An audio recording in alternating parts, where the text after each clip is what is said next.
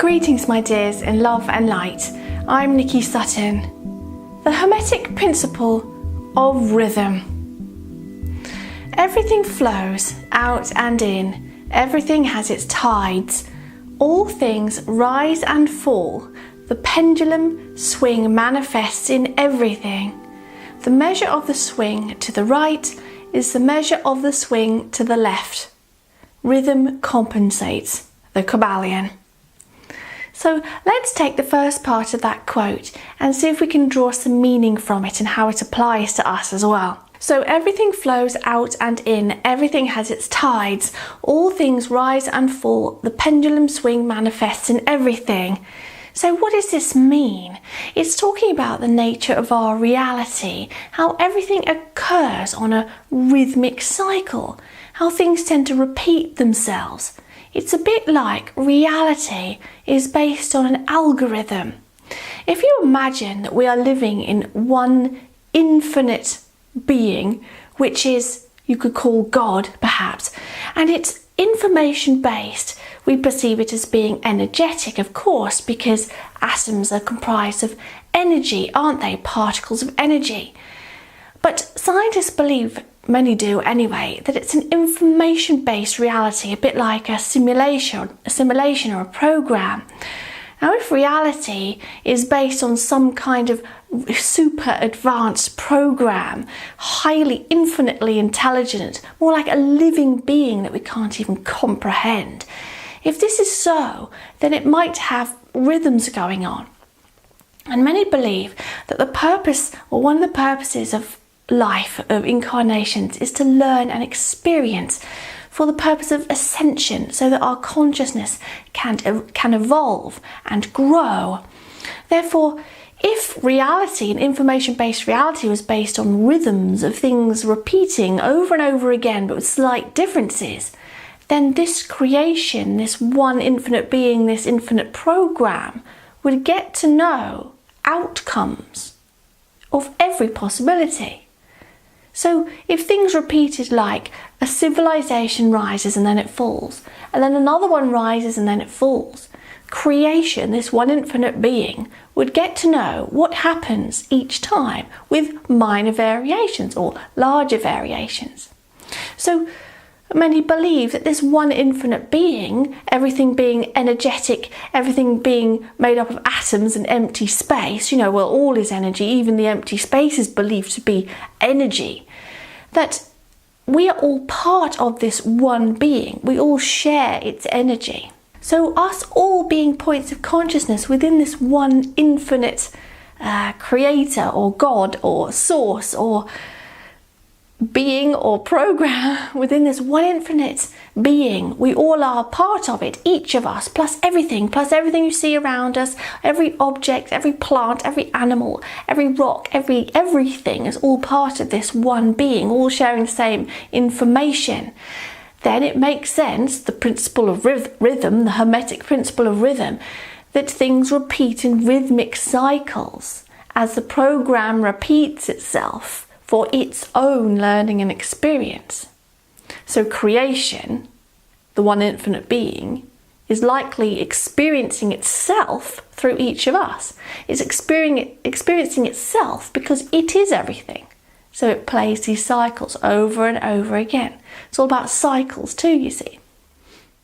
Plus, our reality has laws, and things happen the way they're supposed to happen.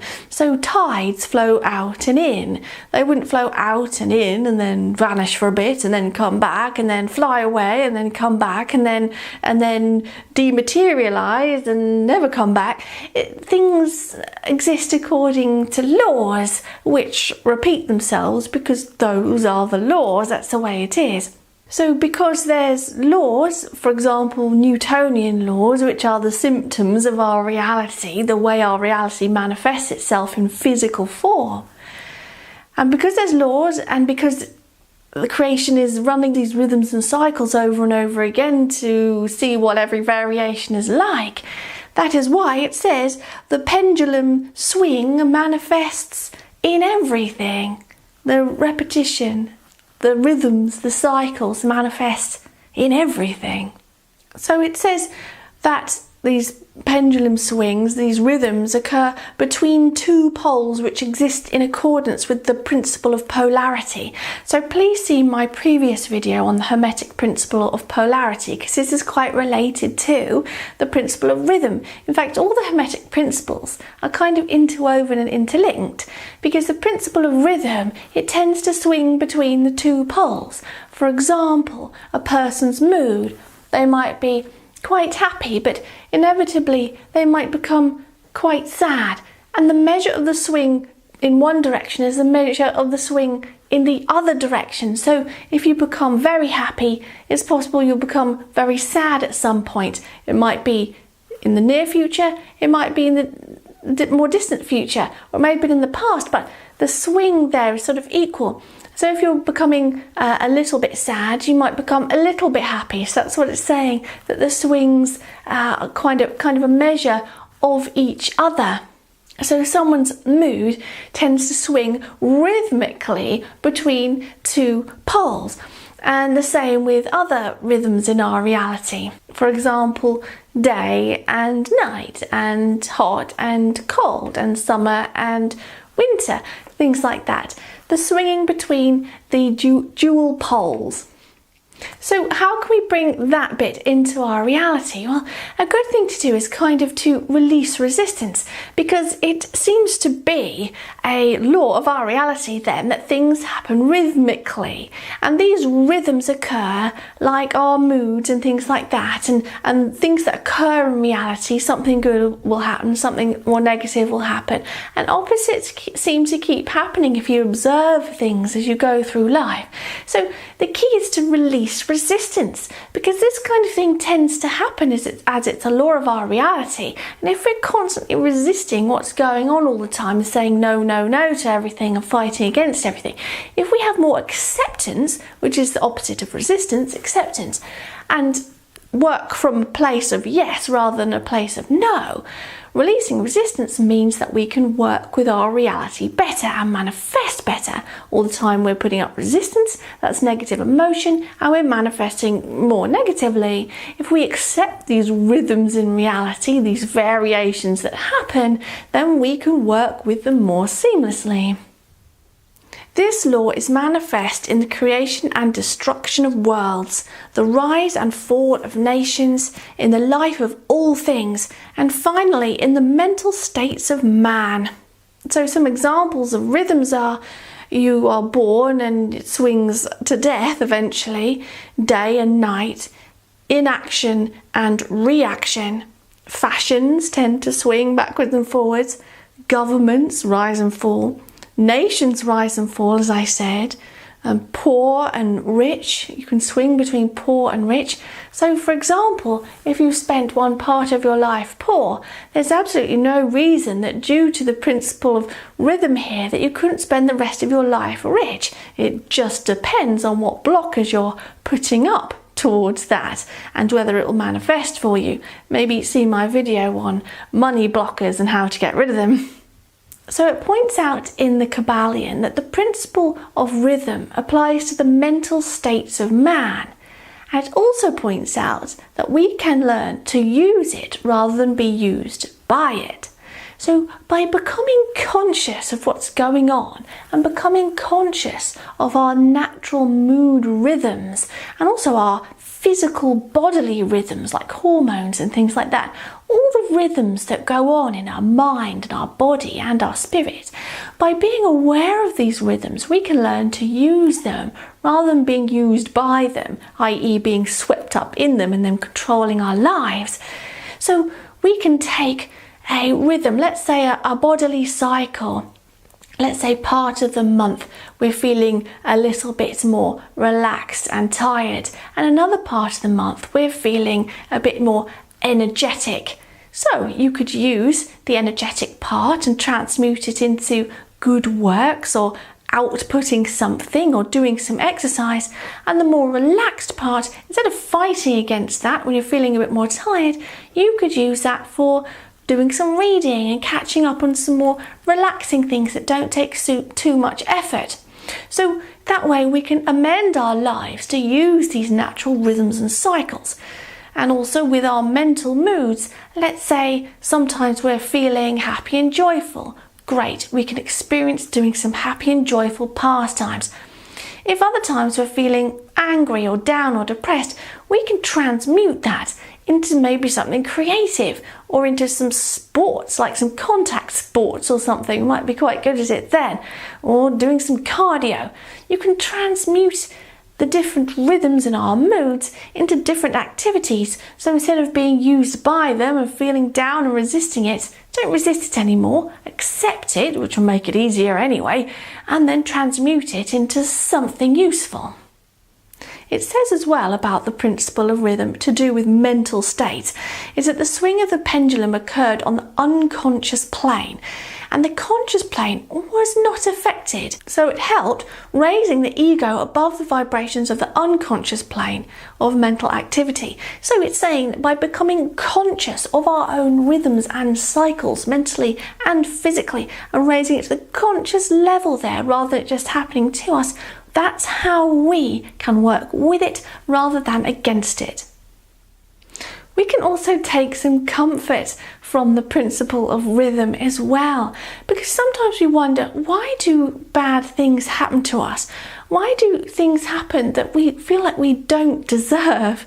But here, the man who enjoys keenly is subject to keen suffering, while he who feels little pain is capable of feeling little joy. So, as I always say, if we've experienced much pain in our life, moving forward, we are able to better recognize great joy. We are better able to feel great joy because we know what the other is like. If we've never experienced great pain, when happy times come along, we don't appreciate them so much. So those rhythms, in a way, are of benefit to us. Plus, it augments our learning and experience, which contributes to creation, of course. Before one is able to enjoy a certain degree of pleasure, he must have swung as far proportionately toward the other pole of feeling. So again, another quote saying that in order to experience pleasure and joy, we get more out of that if we've experienced the opposite. So how else can we apply this to our lives? Well, by stabilizing. So if we're experiencing a long swing in one direction, like a lot of bad luck or a lot of sad feeling or a lot of things not going our way, and then we'll experience a swing in the other direction while the principle of rhythm compensates. So we can learn to stabilize that by becoming aware of what's going on and manifesting it better. Because if we're aware of those negative swings and how we're manifesting this kind of thing and then work on manifesting better, we can draw the swings together in order to prevent the negative ones from being so large. In addition, don't be so hard on yourself. By accepting and understanding the principle of rhythm, when things are going right and things are going wrong, we can understand and not be so hard on the self and not take it so badly. And the same with things that are going on in reality. There will be disasters and there'll be great highs and times of joy. This is a natural thing. By accepting this, we can manifest better and in a way, as it says, get more control over the principle of rhythm. Play it, if you will, because manifestation helps to stabilize these rhythms. Another thing about algorithms, these rhythms in reality, you can see them using astrology as well. Don't you think it's a bit funny how people are born under a certain star sign are kind of similar and have similar traits? And some people believe in it, some don't. But I've noticed some real rhythms and cycles going on there and some real patterns. And this is because creation, when new humans are birthed, they're birthed with certain characteristics on purpose because it's part of the algorithm. Month on month, people are born with certain sort of basic characteristics on purpose. They're on an algorithm. Our personalities are on an algorithm. It doesn't mean we don't have free will, but we just have these certain traits sort of lightly placed upon us as part of the rhythmic cycles. So, rhythms do exist, cycles do exist, and you can observe them everywhere. I also did a video on biorhythms. That's another supposed type of biological, spiritual rhythm that's going on that you can take a look at. But whatever you take a look at, you can see these rhythms in reality and observe them with interest and have more understanding of why these things are happening and more acceptance, and then work with it. And about the self, rhythms on our own physical self and mental state as well. More understanding of that, becoming conscious of it and working with it without putting up all the resistance. Support this Spiritual Awakening YouTube channel on Patreon and receive weekly bonus videos.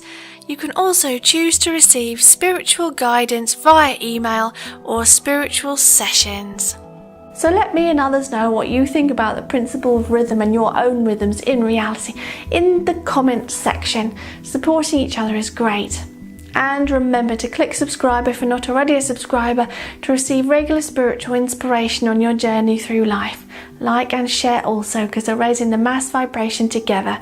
So go now in love and peace.